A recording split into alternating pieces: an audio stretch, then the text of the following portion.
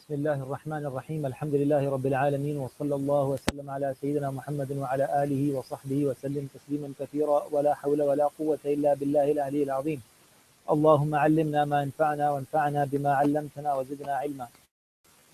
We ask Allah subhanahu wa ta'ala to make us from those people who have solid hearts and have complete hearts, and they listen to the talk of the need and the knowledge of Allah subhanahu wa ta'ala, and they benefit from the words, including myself. May Allah subhanahu wa ta'ala make us from those people الَّذِينَ يَسْتَمِعُونَ الْقَوْلَ فَيَتَّبِعُونَ أَحْسَنَ, that they listen to beneficial knowledge and they try to the best of their ability to act upon it. Ask Allah subhanahu wa ta'ala to give us the tawfiq to say what is best and what is right, and we ask Allah subhanahu wa ta'ala to make us from those people who benefit from it. Allah subhanahu wa ta'ala created us as human beings, and He gave us many organs that have different functions and different aspects of their benefits and aspects of their functions. We have the eyes that see, we have the ears that hear, we have the hands that touch and feel and do things, we have our feet that walk, and we have our heart that pumps blood, functions in different ways. So all of these organs, they function and they work in a specific location and a specific manner. And all of these organs of our body, it has a limit where they come to a stop. For example, when I go to sleep, my eyes shut and they are closed and I cannot see anything and I fall asleep. And my brain also stops functioning. My hands and my feet, actually all of my organs, they come to a full stop and I have no control over them. But one thing in the body that it always functions, it's always functioning, it's always doing its duty, and that's the heart. The Prophet ﷺ said in a hadith, ألا إن في الجسد مضغة إذا صلحت صلح الجسد كله وإذا فسدت فسد الجسد كله ألا وهي القلب. That behold, that in the body there's a flesh, there's a piece of flesh, جسد مضغة إذا صلحت, if it rectifies and it functions properly, then the whole entire body functions properly. And if the heart does not function properly, then none of the organs of the body functions properly. And behold, that piece of flesh is the heart. So it has the physical aspect of it, and then it has its spiritual aspect of it. So the physical aspect of the heart is that everything is connected to the heart. If the heart dies, the person dies. And if the heart does not function blood into the organs of the body, then the body dies, and that person is called a dead body, and we bury him in the ground or her in the ground. But the heart, it has also a spiritual aspect to it, that the heart is also a functional piece of flesh of the body, that everything comes from the heart. And basically, we want to tap into just two aspects of the actions and the works of the heart. One is sabr and one is shukr. Two things. Inshallah, hopefully that we can take away from these two things. So the heart is the place where everything stems out from. So when a person is angry, for example, the anger actually comes from the heart. And a person, when he's happy, that happiness also comes from the heart. Although the happiness and the anger reflects on the organs of the body, but the actual place where it comes from, it's the heart.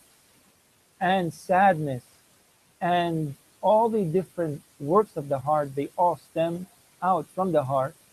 But sabr and shukr, to have patience and to be thankful, these are the two aspects of the heart that if a person gets to control and gets to understand how to use these two aspects of the heart, his whole life or her whole entire life will be a piece of paradise. Now, just to track back a little bit,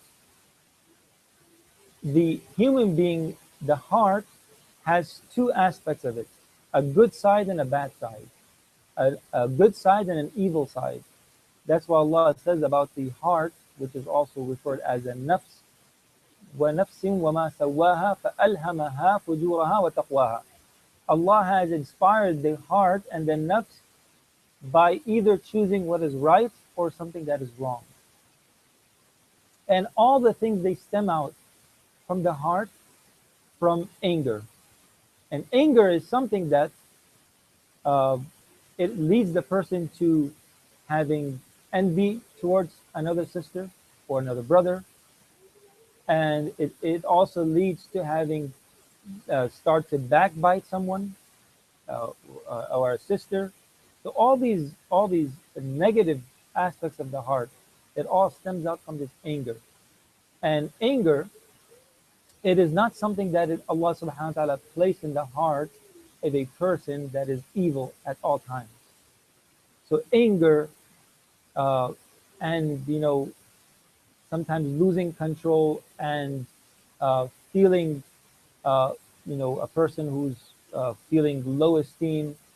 He's his self reflection is not that strong. So all these things, they actually, if you use them in a proper way, then it's good. Otherwise, it becomes an evil thing. For example, a person is angry. If a person is angry just because, you know, he feels that he is let down from somebody else, or he feels that someone is better than him, then that anger that he feels or she feels in the heart, it is actually a negative part of that anger. But at the same time, the anger that Allah has placed in the heart of a person, there's a reason why Allah places these things like anger. So, for example, if someone sees something happening wrong, if someone is hurting your child, if someone says something bad to your child, or your husband is not treating you properly, for example, that anger that comes out, and and if you feel that anger in your heart, and if you say something, that's natural, and that's something that Allah Subhanahu wa Taala placed anger, just like Allah placed love and humbleness, but you use them in the proper way. So when a person is angry, if he sees something wrong happening and he's angry for that, then his anger is in a proper place. And if she is showing love to the husband, that love is in a proper place, right? For example, this child is crying, right? Child is crying, and then you feel uncomfortable. That feel of uncomfortableness, it is part of our human being, is a part of our nature, and it's something that Allah has placed in us. And that's why Allah subhanahu wa ta'ala made the female, the heart of a female, softer than the male. That's something, mashallah, Allah has placed that. Because if it was the opposite, the mother will never have that feeling towards a child like a mother would do. So Allah gave the softness of the heart. Allah balanced out the softness of the heart between the male and the female, that wife and husband. That the wife, she has more softness in her heart. That she's able to wake up in the middle of the night and take care of a child, right? And she's able to give birth to a child, go through all that difficulty, and then after one, it doesn't stop. Then another child, and a third child, and a fourth child, and it goes on.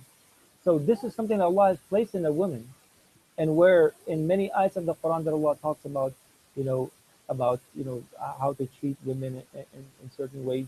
A lot of people misinterpret the ayah. For example, وَضْرِبُوهُنَّ. It's a very common ayah that people always ask about. That why the Quran says about hitting your spouse, your wife. So the tafsir of this ayah, it needs more elaboration and more understanding and more deep study, and that's how we go to the scholars and we understand these kind of ayahs. So Allah placed these different qualities in different people in different ways.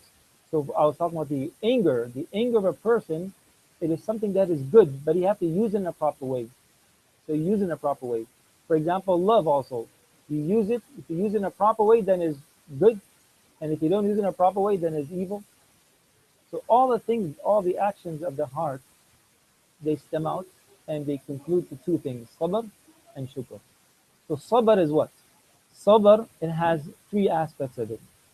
Sabr, to have patience on difficulties, and that's a normal one, and that's very common. A lot of people know that, okay, a calamity came, something hard, a hardship fell upon you, and now you have patience, you make sabr, you don't say anything. Okay, you repent to Allah subhanahu wa ta'ala, you make istighfar, you make dua, and so on and so forth. Where Allah subhanahu wa ta'ala talks about that, وَاسْتَعِينُوا بِالصَّبْرِ وَالصَّلَاةِ. When there's difficulty, you make sabr. But it has also other two meanings. The second meaning of sabr is that a person has patience on doing good things. Because a lot of times a person is hard for a person to wake up in the early morning and pray Fajr Salat. So that difficulty when occurs, he has patience on that.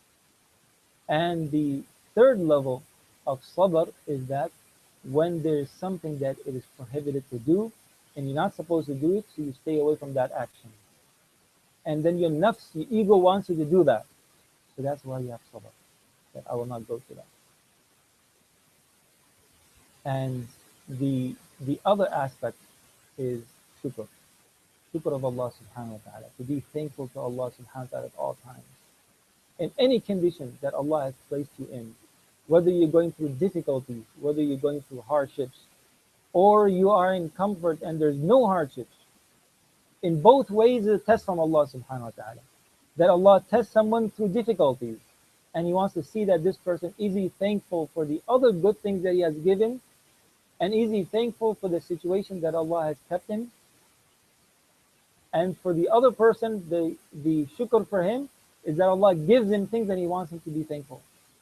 So in any condition that Allah has kept you, you have to be thankful for that and then make shukr for that. And if you look at the stories of the Sahabiyat and how they were and how did they treat their husbands and their fathers and their friends and the people that they were related to, you could see that very clear, right? For those who are married and they have husbands, normally people they tell me that you always talk about women's rights and you become a feminist. So I very seldom I get a chance to speak to only women, so that's why I will talk about the rights of the husband, the rights of others towards. So what is the rights upon our sisters and our mothers? So as a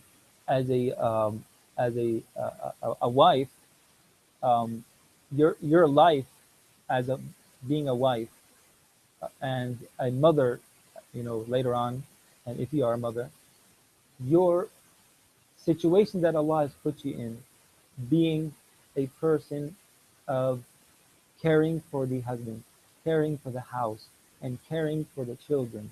The best example that ever could exist in the Islamic history is the example of Sayyidah Fatima radiallahu anha, the leader of all the women who will enter Jannah. And all of you, inshallah, will make dua that all of you be under the banner of Sayyidah Fatima al-Zahra radiallahu anha. Ameen ya Rabbil Alameen. She is the best example for any female, for any Muslimah, for any believing woman. That the Prophet ﷺ, he was given many servants and he was giving these servants out to people, and Fatima radiallahu anha came to the Prophet ﷺ, and she was going through many hardships and she did not ask anything from her father, who was the Sayyid al-Kawnayn. He was the leader of the heavens and the earth. He is the Khatam al-Anbiya. He is the seal of the prophethood. He is the best of creation, and he is the father of this beautiful, wonderful lady, Fatima radiallahu anha. But she never goes and asks or says or complains anything about her situation. And at this moment, the husband tells Fatima radiallahu anha, go and seek some help from the Prophet sallallahu alaihi wasallam, because he's giving servants away. He may give one to you as well. And she goes to the Prophet ﷺ and she's shy. She walks away. She doesn't say anything. The Prophet ﷺ saw her, and he knew that why is she coming, and what she wants. But here is what the prophetic teaching, that everything starts from your home. Everything starts from your home. And if you are a sister, if you are someone's mother, if you are someone's wife, you are the star of the house. You are the king of the house. You are the Rabbat al-Bayt in Arabic they call. You are the Rabbat al-Bayt, like you are the God of the house. So you are someone that through yourself, Allah subhanahu wa ta'ala brings about peace and comfort and tranquility in the whole family. So Fatima radiallahu anha, she leaves the Prophet sallallahu alaihi wasallam, and later on he comes to the house to talk about what happened. And he asks her, why did you come to me? And she says that, oh father, you were giving out servants, and look at myself. Actually, Fatima radiallahu, she does not speak for herself.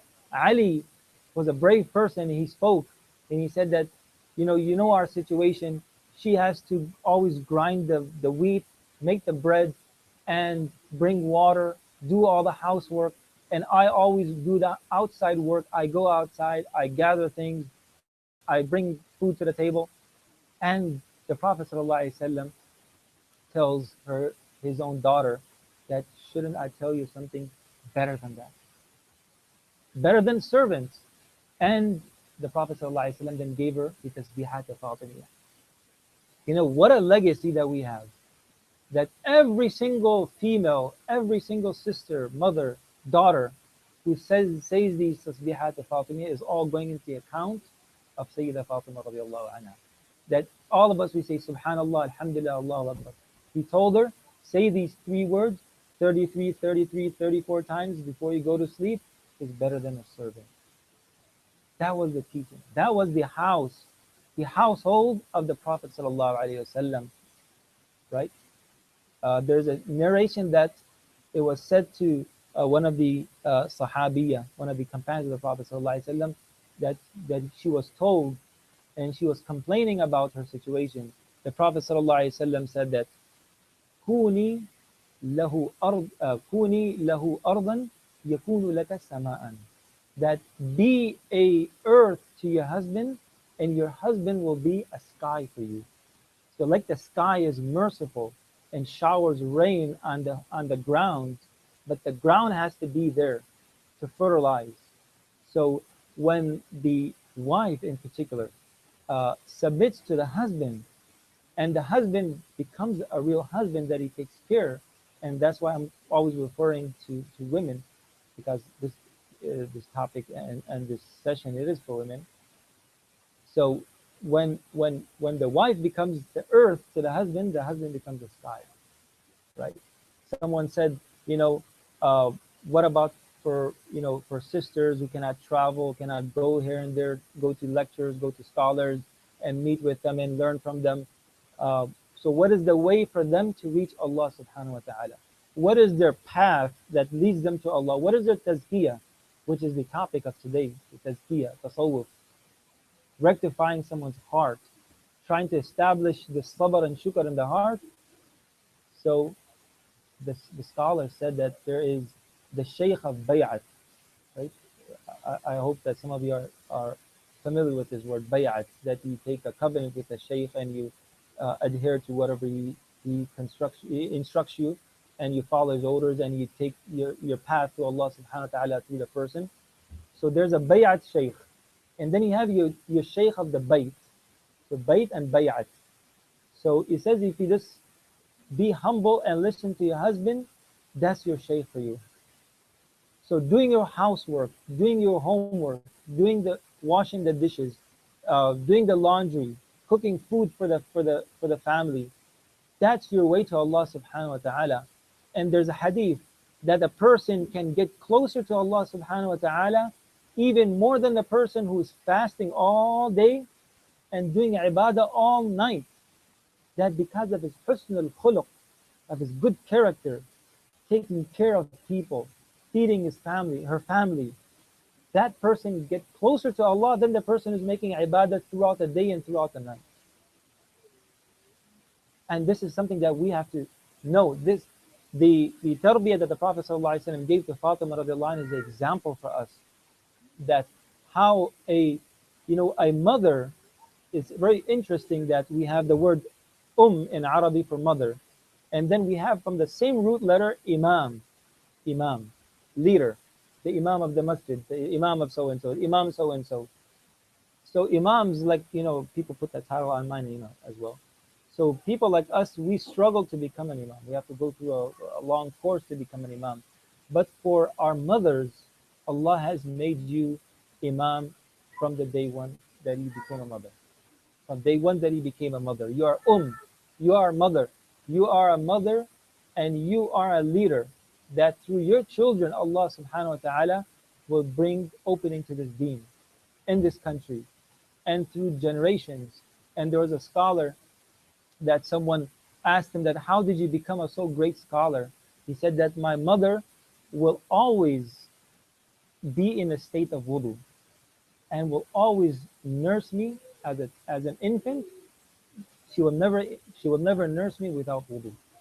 She will always nurse me in a state of wudu. And because of that state, and that's why we need to bring our homes to make it radiant, to make it a place of angels and angels that come to the house. And one of the things that brings angels to our house is to have sabr on our conversation. There's a story of a person, one female came to the Shaykh, and she asked that, can you give me a ta'weez, to make my husband bow down to me and to listen to me and to be, just to, listen to me, to make sure that, he's always, obeying me, and, he listens to and I tell him what to do, he does it. So the Sheikh said that, okay, if you want to make your husband your murid, or someone that you have control over, you have to do a sacrifice. And the sacrifice is that you have to go and find a hair from a lion. A hair from a lion. She says, yeah, I can do anything for that. To control my husband, I'm going to do anything for that. And she goes out. She goes and she finds a lion, a small baby lion. And she takes care of it. It takes her a year or something until that lion grows up, because he said to bring a lion, not a baby. So she had to go through this whole thing to get familiar with this animal, and to make this animal that it attacks, and it's a dangerous animal. And then when she was able to control this animal, she took the hair and brought to the Shaykh. And when she came to the Shaykh, she said, "Look, I have already done this. I've already succeeded my goal, and I've accomplished the mission." And she comes and she tells the Shaykh, "Look, I have already accomplished my mission. Now give me the ta'weez." He said that you don't need any ta'weez. If you can, if you can make a lion surrender to you, then why can't make your husband surrender to you? So women are very powerful. Allah subhanahu wa ta'ala gave a very strong potential to women. And if you look at the history of our Islam, how they established a peaceful and an angel magnet home. And from home, you can create a great deal of scholarship. Your children can become scholars. They will have proper tarbiyah at home, because it is the mother's responsibility as well as the father's. But the mother has more responsibility because she's more at home. She takes care of the things at home. So the way how she deals in the home. So one thing is not to argue too much, not to shout and scream too much at home, because these things take away the angels. And you want the house to be an angel magnet, so the angels come and descend. So you have patience. You learn sabr slowly, slowly, slowly, slowly. And then when you gain that, you do shukr. And the second thing that you want to also make it an angel magnet, is that you make your house clean and neat. And that's how your husband will surrender to you, inshallah. To keep the house clean, not to have any bad smell. Make sure you keep the garbage can clean, or at least covered. Take the garbage out in the night, put it out so it doesn't smell up the house. If there's smell, you put incense out, you put atar out. So when there's bad smell, the angels don't come to that place. And that's why the bathroom is a place for jinns, not for angels. So when we keep a house clean and neat, angels will come to the house. And then when we have angels in our house, and we have angels around ourselves, then you will see the barakah in the house. And when there's no screaming and shouting and fighting at home, then you will see the barakah in your house. You will see the barakah in your earnings, in your husband's earnings, and your father's earnings, right? And whoever's earning for the house, whoever's you dependent on. So these things are very important. A house where there's fighting going on, there's shouting and screaming, in that house the barakah never enters. A lot of people come and complain about the issues going on in the house. We need to make our house a house that where angels coming, we make it angel magnet. And the third thing that you do is to do the a'mal of the house, like reading Quran, praying, doing adhkar, and doing salawat on the Prophet ﷺ, doing istighfar, reading about the companions, reading about scholars, reading about our dini knowledge. We do these things out loud in the house because these things they also bring angels to the house and they bring barakah to the house. So we want to set a time sometimes in our daily schedule. We set a time where we do a dhikr in a group, right? It is the sunnah of the Prophet ﷺ. He saw a group of people making dhikr, and he acknowledged that, and he said that they are on good.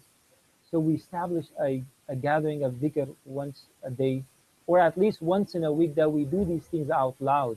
And all these things are going to be the witness on the day of Qiyamah.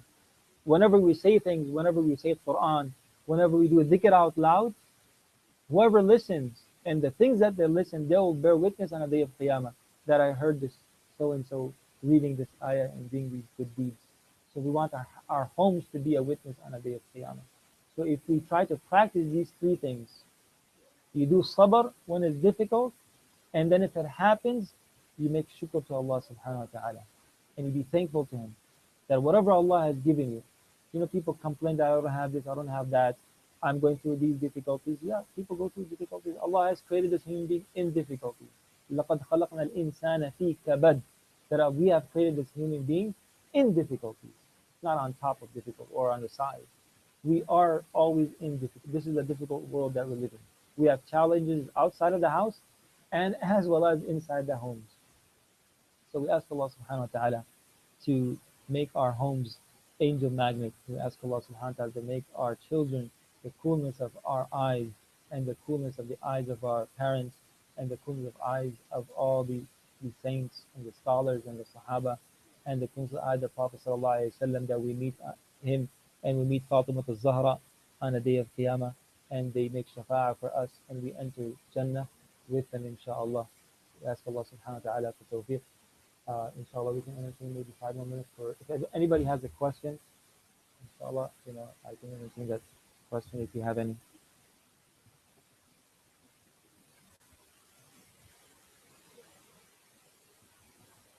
Any of the sisters want to write or ask maybe? Any of the sisters have any question or even any comment? Is anybody here? Okay, mashallah. Jazakumullah khair. Barakallahu fikum.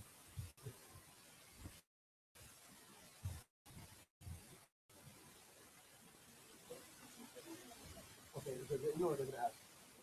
Okay. If anybody wants to ask a question, we can slide the mic in. Yeah. If any sister wants to pose a question, you can find the mic and she can